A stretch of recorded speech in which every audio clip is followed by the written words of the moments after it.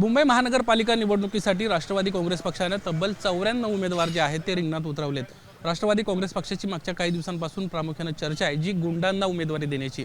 मात्र मुंबईत एक वेगळं चित्र पाहायला मिळत आहे। मुंबईमध्ये राष्ट्रवादी काँग्रेस पक्षाने एका सर्वसामान्य पेपर स्टॉल चालवणाऱ्या महिलेला उमेदवारी दिलेली आहे, ती पण एका दिग्गज वॉर्डामध्ये निवडणूक लढताना पाहायला मिळते। मी सध्या सामना प्रेस समोर आहे आणि या सामना प्रेस समोरच गेले 40 वर्ष एक पेपर स्टॉल चालवणारी महिला आहे तिच्या कुटुंबासोबत। त्या कुटुंबाला यंदा राष्ट्रवादी काँग्रेस पक्षाने उमेदवारी दिली आहे। अजित पवारांच्या पक्षाच्या वतीने ही उमेदवारी देण्यात आली आहे। आपण हा पेपर स्टॉल पाहू शकतो।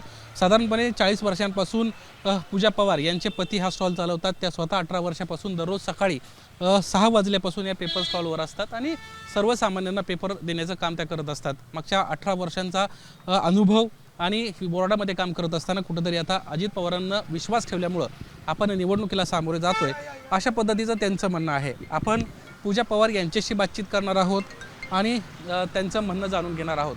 खरं तर 40 वर्षामध्ये कशा पद्धतीचा अनुभव होता, 18 वर्षांपासून त्या स्वतः स्टॉलवर आहेत, त्यांचा तो कसा अनुभव आहे हे त्यांच्याकडून जाणार आहोत। आपण पाहतो येणाऱ्या नागरिकांना देखील या ठिकाणी आपल्या उमेदवारीबद्दल त्या माहिती देताना दिसत आहेत। राष्ट्रवादी काँग्रेस पक्षानं साधारणपणे 94 उमेदवार उभे केलेत आणि त्याच्यामध्ये घड्याळ या निशाणीवर पूजा पवार या निवडणूक लढताना आपल्याला दिसत आहेत। हा वॉर्ड प्रभाग क्रमांक 194 आहे। इथल्या नेमक्या अडचणी काय आहेत, पूजा पवार यांचं पुढचं भविष्यातलं कशा पद्धतीचं प्लॅनिंग आहे या संदर्भात आपण त्यांच्याशी बातचीत करणार आहोत।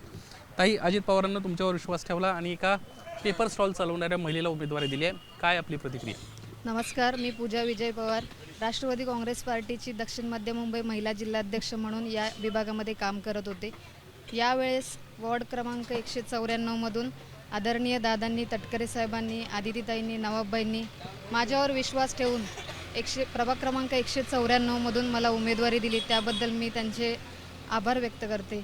साधारणपणे गेल्या 18 वर्षांपासून तुम्ही स्वतः आहे, तुमचे पती 40 वर्षापासून स्टॉल चालवतात, काय या ठिकाणचा तुमचा अनुभव आहे आणि या ठिकाणी काम करत असताना वॉर्डांमधल्या कोणत्या समस्या प्रामुख्याने तुमच्या अजेंड्यावर असतात? गेले 40 वर्ष झालं हा पेपर स्टॉल या ठिकाणी चालू आहे। पहिले माझे सासरे करत होते, त्याच्यानंतर माझ्या पतीने हा व्यवसाय चालू ठेवलेला आहे, त्याचसोबत मी यांना मदत करत असते। दुसरी गोष्ट, या प्रभागामध्ये काम करत असताना मी एक गृहिणी आहे, त्याच्यामुळे मला या प्रभागामध्ये येणाऱ्या समस्या, वॉटर गटर मीटर असेल, रस्त्यावरील खड्डे असतील, प्रदूषण असेल किंवा बिल्डरचा प्रश्न या विभागामध्ये भरपूर प्रमाणात, मोठ्या प्रमाणात फोफवला आहे। तर याबद्दल प्रश्न, लोकांचे आवाज उठवण्यासाठी मी प्रत्येक वेळी वेळोवेळी प्रयत्न करत आले, परंतु आपण एक प्रशासनात असण्याचा अनुभव, तेव्हा मिळणारी आपल्याला साथ आणि आत्ताची याच्यामध्ये फार तफावत असल्याकारणाने यावेळी उमेदवार म्हणून जर ते मला पद मिळालं तर लोकांच्या प्रश्नांसाठी हक्काने लढेन।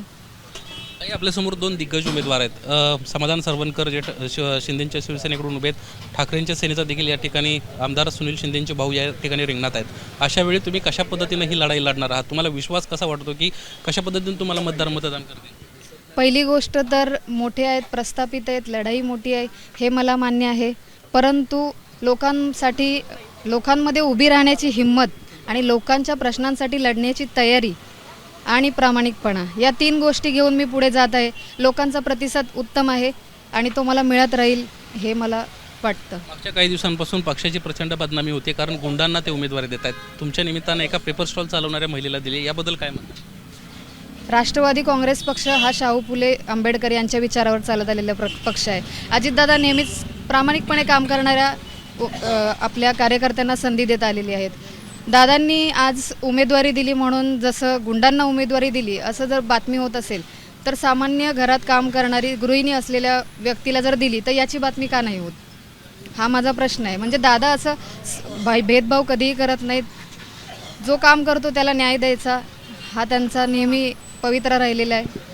आपण पाहतोय पूजा पवार निवडणुकीला सामोरे जात आहेत। स्थानिकचे जे प्रश्न आहेत, वॉटर गटर मीटर याशिवाय या ठिकाणचं प्रदूषण असेल, बिल्डरांचा प्रश्न असेल, तो आपल्या प्रामुख्यानं अजेंडावर आहे। अशा पद्धतीची एक अजेंडा घेऊन त्या निघालेल्या आहेत। त्यांची पत्रकं देखील आपण या ठिकाणी पाहू शकतो।